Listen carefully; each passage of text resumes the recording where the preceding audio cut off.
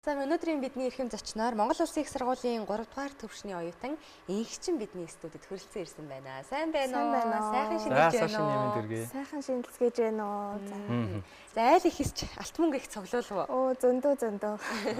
Аха. Инхчингийн маань хувьд цагаан сарын одоо юу нь хамгийн гоё санагддаг вэ? Яаж хэрхэн тэмдэглэн өнгөрүүлдэг вэ?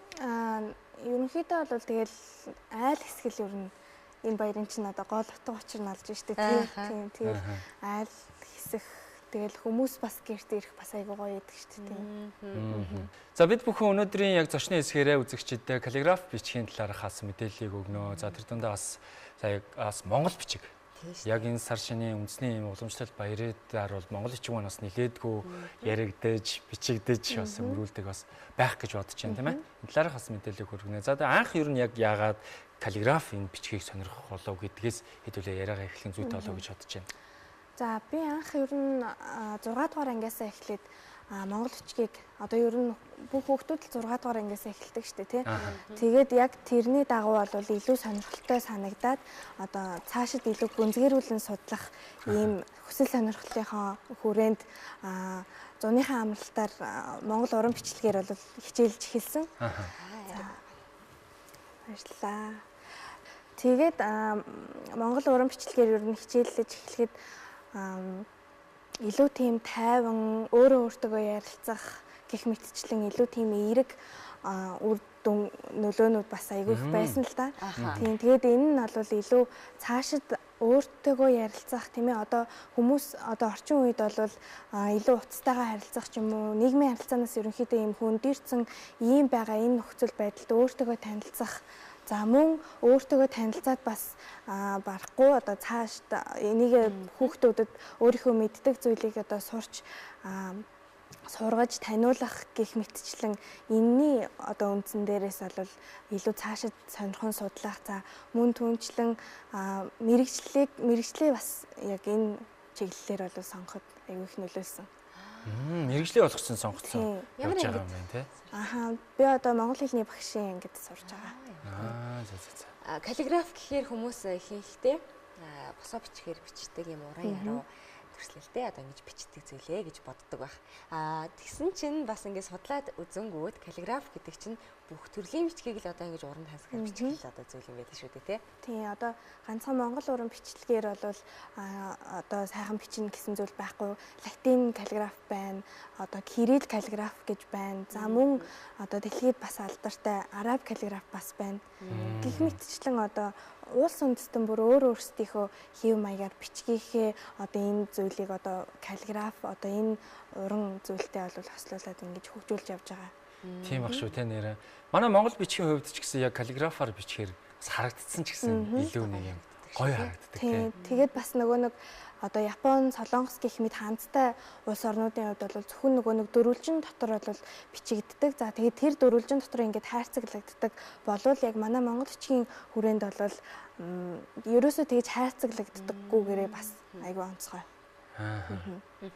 Яг энэ каллиграф бичгийг одоо сурахыг хүсэж байгаа хүмүүсийн тойр нь тийм нэмэгдэх хандлага байна уу? Яг өөрөө бол яг клубын хүрээнд ингээд анх сурж исэн гэсэн шүү дээ тийм. Тэгээ ерөнхийдөө бас нөгөө нэг үеийнхээ хүүхэд нь одоо ингээд монгол уран бичлэгээр хичээлдэг, биерээр ингээд бичгээд бас бусдад айгүй их нөлөөлдөг юм шиг надад санагдсан. Тэгээд яг миний хүрээлэлд байгаа монгол уран бичлэгийг ингээд сурахыг хүссэн, сонирхсан ийм хүүхдүүд, залуучуудад бол бас өөрөөрөө дамжуулж монгол уран бичлэгээ бол зааж байгаа. За тэгээд тэрнээс гадна одоо сурсан тэр хүүхдүүд маань хүртэл цаашдаа ингээд хүрээлэл нь илүү тэлээд том болоод явж байгаа. Тэгэхээр ер нь бол сурагч, сонирхогчдын тоо бол нэлээд өсөж байгаа. Ямар хөөрх юм бэ? Хэдэн насны хүмүүс хамгийн их сонирхоод ирж байгаа хүүхдүүд гэж бас их яриад байгаа юм тий. Би одоо Хөвсгөл аймгийнх аахгүй юу. Тэгээд тэндээ болохоор 10 жилдээ нөгөө нэг монгол уран бичлэгээр сургалт явуулдаг байхад хүмүүс жоохон жижигхэн 5 6 настай хүүхдүүд аягүй их авчирдаг байсан. Тэгээ нөгөө нэг хүсгээ үзэж эхлэегүй байгаа энэ хүүхдүүдэд одоо энийг ингээд заана гэдэг бол аягүй хүндрэлтэй байж магадгүй гэж бодоод тэгээд энийг яг юун дээрээс үндэслэж одоо 5 настай 6 настай хүүхдүүдэд зааж эхлэх ийм сэтэл турсан бэ гэхээр манай дүү болохоор намайг хараад Тэгээд 5 настайгаас эхлээд миний хажууд суугаад бэрээр бичээд байдаг гэсэн байхгүй юу. Тэгээд яг ингээд үсгийг нь өөрт нь ингээд шууд зааж өгөхгүй энэ А үсэг энэ Б за одоо холбоод уншаарай гэж номын одоо нэг академик байдлаар бол сургахгүйгээр шууд энэ Монгол гэж байгаа, энэ нь ном гэж байгаа, энэ нь эрдэм гэж байгаа ингээд шууд нэг дүрс бичгийг ашиглаад ингээд заагаад өгчхөр хүүхэд түүртгүй бас илүү сонирхолтой. Тэгээд нэг биерээр бичиж байгаа учраас өөрт нь яг тийм зураг зурж байгаа юм шиг тийм сонирхолтой мэдрэмж төрдөг учраас айгүй урдан сурдаг. Тэгээд ер нь бол яг тэр арга замаар бол жоохон хүүхдүүдэд бас монгол бичгийг бол зааж эхэлсэн. Тэр сургах арга барил нь илүү үр дүнтэй байгаад шүү дээ. Яг академик төвшөнд ингэ заахаас гадна тийм илүү сонирхолтой. Тэгээд нэг ганцхан хүүхэд ирээд ингээд бичээд суухгүй тэр чинь нэг олуулаа, хоёулаа, гуруулаа болохоор минийх ийм байна, чинийх тийм байна гэд бие биенээсээ ингээд суралцаж ингээд харилцсан тийм байгаа болохоор бас илүү сонирхолтой байгаа хаа. Ямар хөөрхөн юм бэ. Тэгээд каллиграф бичгээр бичингээ монгол бичгээс давхар сурч байгаа нэр шүү дээ. Тэгээд босоо бичгээ. Тэгээ ер нь 5 6 настай хүүхдүүд яг тэр аргачлалаар ингээд сайн сураад байна уу тийм сайн сурж байгаа. Одоо манай дүү болохоор яг 5 настайгаас ахуулаад яг миний хажууд тэгж сурсан. Тэгээд ингээд хөөрхөн нэлээд хідэн үг ингээд шууд ингээд нүдэрээ хараад дүрсээр нь ингээд уншчихдаг болсныхан дараа нь үсгийг нь заагаад одоо яг академик байдлаар хичээлийг нь одоо монгол бичгээр уншиж бичгийг нь ингээд заахаар илүү хурдтай хүүхдүүд сурд юм байна лээ. Тэгээд одоо манай дүү 6 дугаар анги тэгээд одоо нэг үеийнхнээсээ төрүүлээд уншаад бичдэг болсон. Илүү чөлөөтэй болсон гэсэн үг. Тэр чинь үзгээр бичих бас биерээр бичих гэх хоёр чинь бас маш ялгаатай шүү дээ тий. Тэгэхээр яг аль нь ер нь одоо өөрийн хувьд бол бас одоо хүүхдүүд ингээ анх сурахад ер нь аль нь илүү сурахад бичгэд ч гэдэг юм уу төхөмтэй байдаг. Ер нь үзгээр бичгэд бол илүү хүндрэлтэй, илүү хичээнгүй бичих шаардлагатай, нэлээд их бичих шаардлагатай. Биерээр бичгэд бол нэг үзгээр бид нэр ингээд бичгээр ингээд гар ингээд чилж өвдөд байдаг шүү дээ. Биерээр бичгээр ерөнхийдөө бол гар чилж өвдөх гэсэн нэг тиймэрхүү асуудал ерөнхийдөө бага байдаг. Учираас биерээр бичих нь ер нь илүү сонирхолтой байдаг хаа тийм. Тэгэхээр бас сонирхолтой. Гэтэ бас анх яг биерээр бичиж үзэж байгаа хүмүүст бол жоохон хүндрэлтэй байх болоо гэж бодож байна л да. Тэгээд магадгүй хэдэн ч настай хүн байсан тий каллиграф бичгийг ингээд судлаад, сураад одоо нөгөө каллиграф бичгээр бичсэн одоо жаазлсан гоё бичгүүдийг чинь манай монголчууд ялангуяа тий ингээд хадгалаад их ингээд хүндлээд бэлэг дурсгал болгочдөг тий. Одоо тийм зүйлгүй айл албан газар гэж бол ерөөсө харж байгаагүй тий. Тийм ээ тий. Тэгэхээр бас босоо бичгээс хүндэлдэг, хайрладаг юм шүү дээ тий. Ер нь яг танаа үеийнхэн ч гэдэг юм уу тий. Яг энэ каллиграф бичгийг ер нь бас хэр сонирхож байна. За яг багаас ингээ хүүхдүүдийг бага насны хүүхдүүдийг бол ингээ багаас нь татаад оруулаад сонирхуулаад ингэчээр тэдгээр анханаас ингээ суурь нь ингэсэн учраас амар сонирхоо явчих байх тий.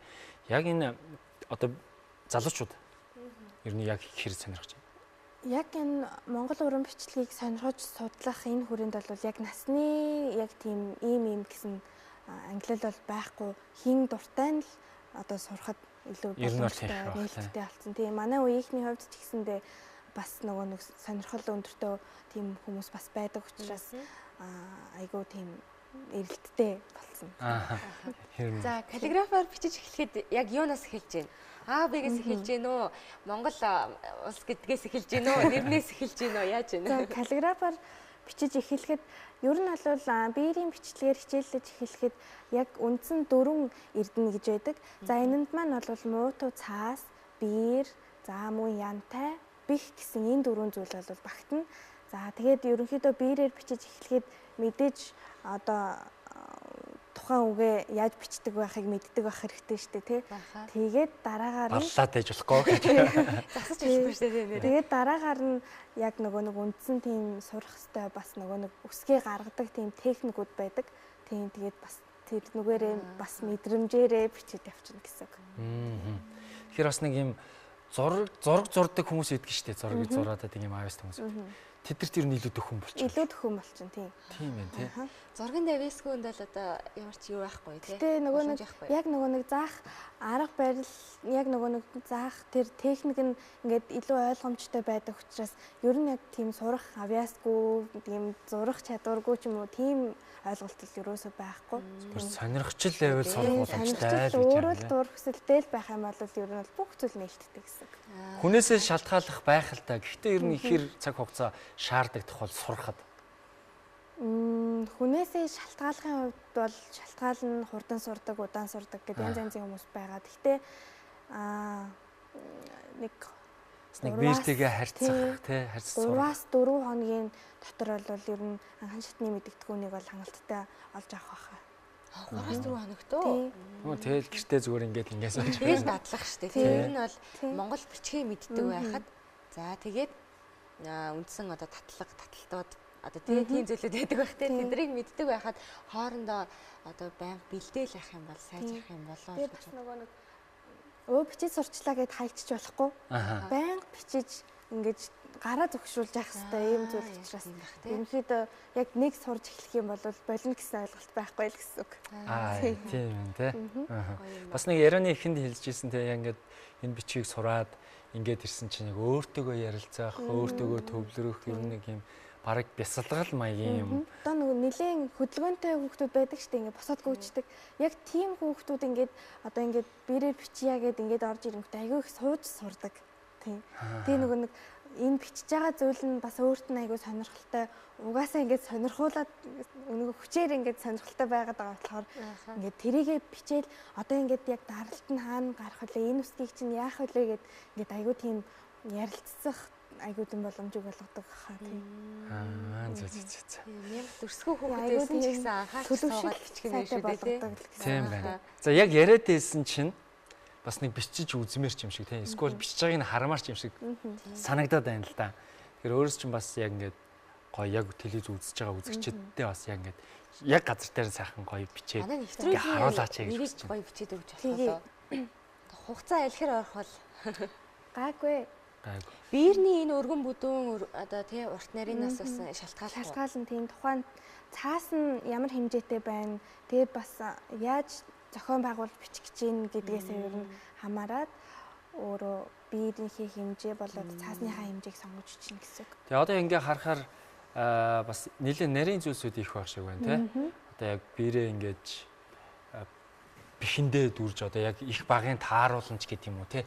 Бас яг нэлээд нарийн мэдрэмж шаарддаг тийм байна.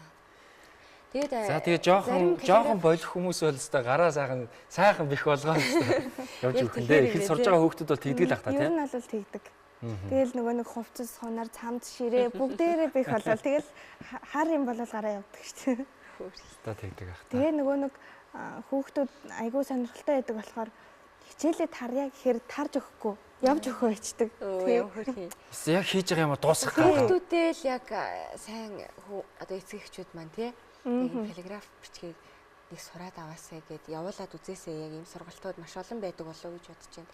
Тийм байна. Сонгоод өөртөө үр дүн нөлөөний хувьд ч гэсэн маш эерэг нөлөөлөг учраас. Явуулж үзэх хэрэгтэй байх нэ.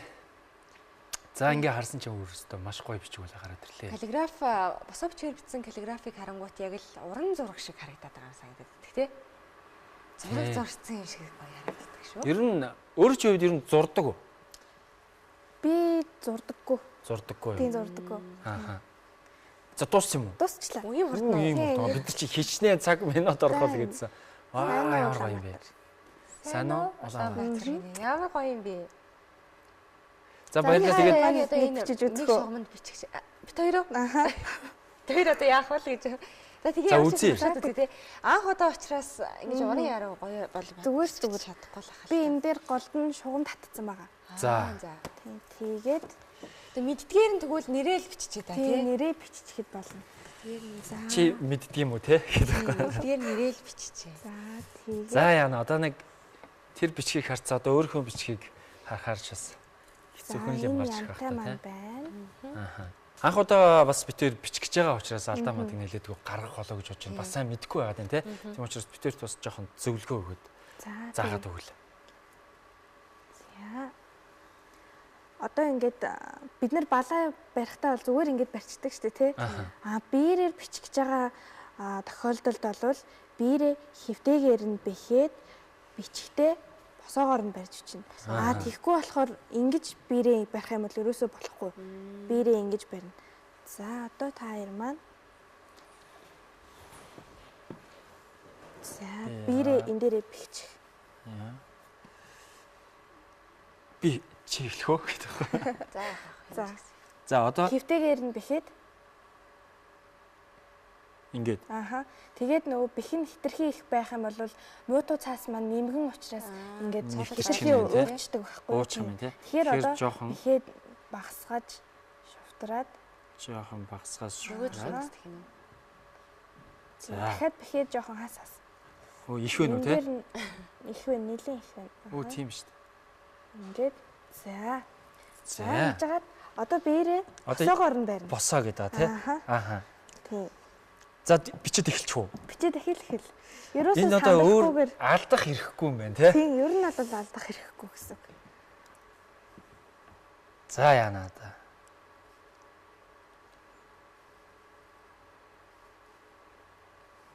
Гоё болж байна.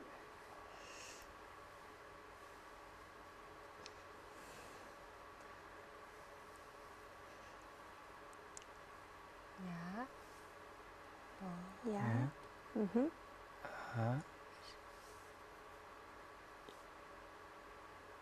Ийм бит өглөө.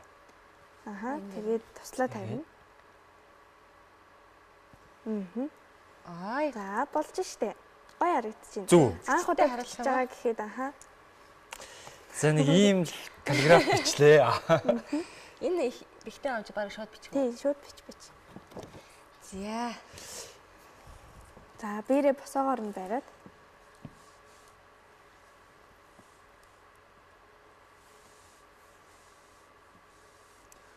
Өө чи чин харин. Яг зөв. Өстой гоё боллоо. За ийм боллоо. Та анх удаа бичиж байгаа гэхэд сандрахгүй гоё Гэхдээ бас нөгөө нэг ингээд сонирн болчихлоо. Бэр яг ихц бариад ингээд бичгээр бас гар чичрэх ч юм уу салганах нэг юм. Тэгээд энэ нэг одоо шүү. тасалсан юм шиг энэ хэсгүүд нас гоё харагддсан юм байна шүү. Бүгд юм тод биш ч гэсэн. Тийм миний бол бүгд тод байна. Маш их баярлалаа багштай. Энэ манай юу хам бэ? Хан байна. Тэгээд анх удаага туршиж үзлээ их сонирхолтой юм байна. Тэгээд яг нэг сонирхоод ингээд таалагдал хүмүүс одоо бүр дурлаад л тийм. Чиний хараа гоё болчихжээ. Тийм байна уу? Тийм байна. Тэг хүүхдүүд яг энэ мэтчлэнгээр хоорондоо ярилцаад арай гоё болчих гээл би дахиад гоё бичнэ гээл тэгээд. Тэг би яг гоё бичих ёстой байна л да дараа нэг. Тэгээ анх явж байгаа хүмүүс юу бэлтгэх ёстой юм бэ? Ер нь бол муутуу цаас, биер, бэх, янтай энэ дөрмөн байхад болно хаа. Ер нь яг гэрээрээ ч юм уу заавал нэг заалгах хөнгүүгээр зүгээр өөрөө ингээд бичээд оролдох. Тэр ер нь хэр байх вэ ер нь хүмүүст? Хүмүүс яг онлайн сургалт бол авдаг л да. Гэхдээ яг нөгөө бичлэн сурж байгаа энэ нэг бол яаж гүйцэх вэ? Тийм шүү тий. Яг танхимд нь очиод тэгээ түрүү хэлсэнчлэн яг энэ минийх юм, чинийх юм гэж хэлэнгүүт улам сайжрах юм байна шүү дээ. Тийм байна шүү дээ. Яг би бол хурдан сайжраа. Яг чиний хэмжээнд очичоор л юм байна. Би ийшээ за нэлээ удах хаа гэж. За энэ бол нэр үнэхээр одоо сая минут хүрсэн үү? Тийм. Минут хүрээгүй тий. Бараг. Ингээд ийм гоё бичсэн байна. Тэгээд Сайн Улаанбаатар гэдэг манай хөтөлбөрийн маань нэрийг маш гоёор бичсэн байна. Бид бүхэн бас сайхан жаазлаад нандинг хадгалах болно. За их баярлалаа. Тэгээд маш олон хүүхдүүдэд за энэ босоо бичиг, за каллиграф гэдэг энэ урлагийг ингээд өөрөө оюутан байж бас ингээд давхар заагаад явж байгаа өөртөө бас маш ихээр баярлж байна. Тэгээд бидний нэвтрүүлгийн ярилцах хугацаа бас өндөрлөх төгсөн байна. Тэгээд өнөөдөр бас үзэгчд маань их сонирхолтой байсан болов. Бид хоёроос анх удаага ингээд өөрсдийнхөө нэрийг каллиграф бичгээр бичээд үзэхэд бол маш сонирхолтой байлаа. Баштаа бас баярлалаа. Тийм тэгээ бас хүүхдүүдийн ер нь бол сонирхлыг бол маш ихээр татгаар зүйл юм байна. Яалтчгүй тэгээд ер нь бол бас хүүхдүүдээ энэ каллиграф бичгээр бас бичвэл сургахад бол илүүдэхгүй гэдгийг бол бас хэлэх нь зүйтэй болоо гэж бодож байна. За тэгээ ярилцлагын төгсгөлд үндэсний брэнд болох Говидарагийн брендийн за гарын бяцхан бэлгийг бол бас зочиндоо гардуулж өгөө. Тэгээд энэ үндэсний брендийг бас товчхон үзэгчтэй танилцуулахад одоо цацдаг арц ганг за савн нотн салфетик гэх мэтчлийн бяцхан гарын бэлгийг бас бэлдсэн байгаа. Тэгээд та одоо арсны үнэрт дуртай бол гангны үнэрт дуртай бол одоо тэгээд хааж цацаад хэрэглээд явах бас бүрэн боломжтой байх нэ. За баярлалаа. За түүний баяраас студид маань зорин ирсэн, цаг заваа гаргаад ирсэн танд маш их баярлалаа. Баярлалаа. Нэвтрүүлэгтээ бас урьж оролцсон Та бүхэндээ баярлалаа. Амжилт хүсье. Баярлалаа. Төгсгөлд нь бас сар шинийн баяр болж байна. Тэгээд нийт телевиз үзэж байгаа одоо хайртай дотны хэмээд энэ хүмүүстээ бас мэдлэгээ дэвшүүлнэ хэмээн хүсэж байна. За энэхүү нэвтрүүлгийг үзэж байгаа нийт үзэгчдээ сар шинийн мэнд хүргэе. Маш их баярлалаа. Баярлалаа. Өнөөдрийн зочноор үзэгчдээ Монгол Улсын их сургуулийн 3 дугаар дамжааны оюутан инхчин оролцлоо. Та бүхэнд маань бас бидний хийсэн ярилцлага таалагдсан болов уу гэж найдаж байна. Бид хоёр бас каллиграфаар анх удаа туршаад үзлээ. Их таалагдлаа. Тэгээд үзэгч та бүхэнд маань бас таалагдсан байх гэж найдаж байна.